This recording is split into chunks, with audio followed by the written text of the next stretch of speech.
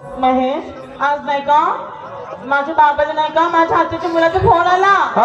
आणि तो नाही का लहान माझ्या हातीचा मुलगा शुभ्या. हो शुभम. त्याचं लग्न करायचं आहे म्हणते. तर मग मोठं दादा का म्हणते तुमची संध्याकाळी खालीच आहे म्हणते. तर जमते का म्हणते. मला सांग तुझ्या लग्नासाठी होकार दिला का? पागल आहे का तू? तुला माहित आहे मी तुझ्याशिवाय राहू शकत नाही. आणि मी 6 वर्षापासून आपलं प्रेम आहे.